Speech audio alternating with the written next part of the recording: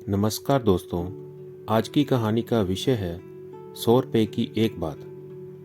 एक सेठ था। वह बहुत ईमानदार तथा धार्मिक प्रवृत्ति वाला था। एक दिन उसके यहाँ एक बूढ़े पंडित जी आए। उनको देखकर सेठ की उन पर श्रद्धा हो गई। सेठ ने आदरपूर्वक उनको बैठाया और प्रार्थना की कि मेरे लाभ के लिए कोई बढ़िया बात बताएं। पंडित जी बोले कि बात तो बहुत बढ़िया बताऊंगा, पर उसके दाम लगेंगे। एक बात के 100 रुपये लगेंगे। सेठ ने कहा कि आप बात बताओ, रुपए मैं दे दूंगा। तब पंडित जी बोले, छोटा आदमी यदि बड़ा हो जाए तो उसको बड़ा ही मानना चाहिए, छोटा नहीं मानना चाहिए। सेठ ने मुनीम से पंडित जी को 100 रुपये देने के लिए कहा। मुनीम ने 100 रुपये दे दिए।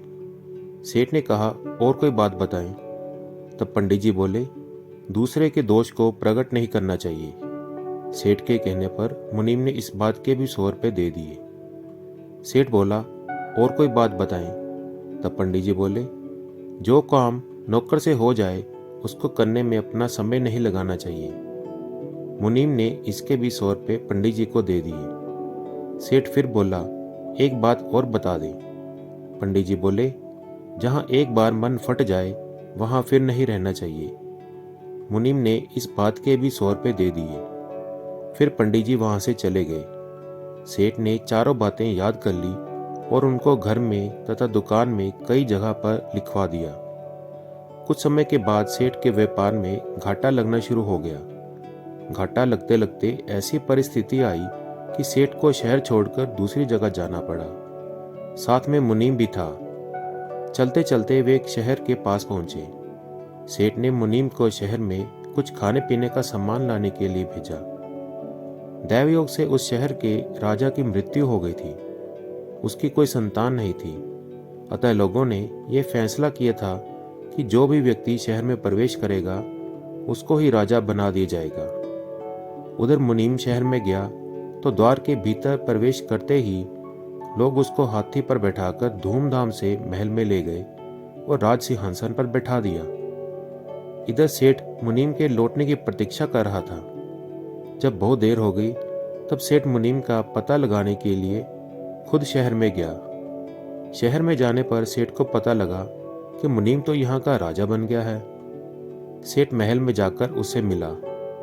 राजा बने हुए मुनीम ने सारी कथा सेठ को सुनाई।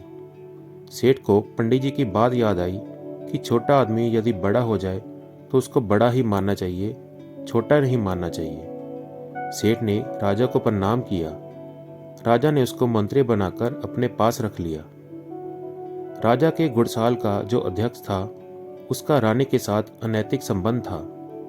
एक दिन संयोग से सेठ ने रानी को उसके साथ शयन करते हुए देख लिया। दोनों को नींद आई हुई थी। सेठ को पंडित जी की बात याद आई कि दूसरे के दोष को प्रकट नहीं करना चाहिए। सेठ ने रस्सी पर अपनी शाल डाल दी जिससे दूसरा कोई उनको देख ना सके। जब रानी की नींद खुली तब उसने सामने रस्सी पर शाल टंगी हुई देखी। उसने पता लगवाया कि ये शाल किसकी है। पता लगा कि ये शाल मंत्री की है। उसके मन में विचार आया कि ये मंत्री राजा के सामने मेरी पोल खोल देगा, क्योंकि दोनों में बड़ी मित्रता है। अतः मेरे को पहले ही ऐसा काम करना चाहिए जिससे ये खुद ही फंस जाए।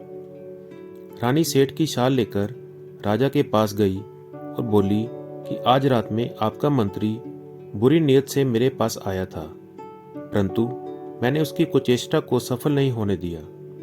मेरे चिल्लाने के डर से वे भागने लगा तो मैंने उसकी शाल छीन ली।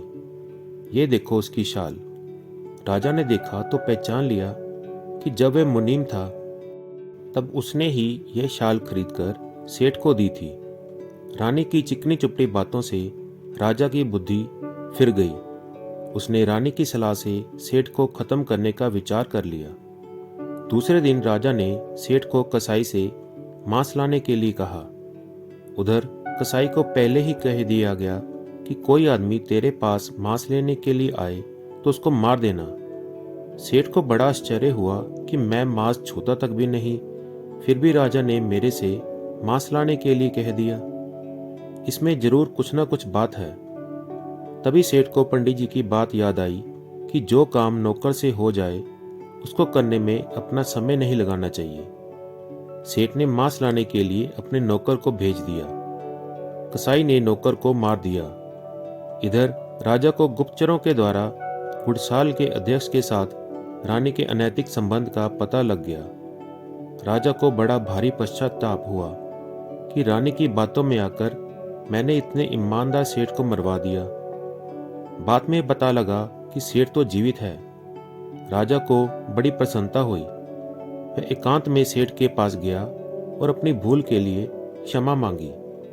राजा ने पूछा कि आपकी शाल रानी के पास कैसे आई। सेठ ने कहा कि पंडित जी की कही हुई 100 रुपयों वाली 4 बातें तो आप जानते ही हैं, मैं उन्हीं का पालन किया करता हूँ। रानी घुड़साल के अध्यक्ष के पास लेटी थी और दोनों को नींद आ गई थी। मेरे को पंडित जी की कही हुई बात याद आ गई कि दूसरे के दोष को प्रकट नहीं करना चाहिए, इसलिए मैंने उनका दोष ढकने के लिए रस्सी पर शाल डाल दी। वही शाल रानी ने उठा ली और आपके पास ले गई। राजा ने सेठ से प्रार्थना की कि अब आप पुनः अपना मंत्री पद संभालें। तभी सेठ को पंडित जी की बात याद आ गई कि जहाँ एक बार मन फट जाए वहाँ फिर नहीं रहना चाहिए।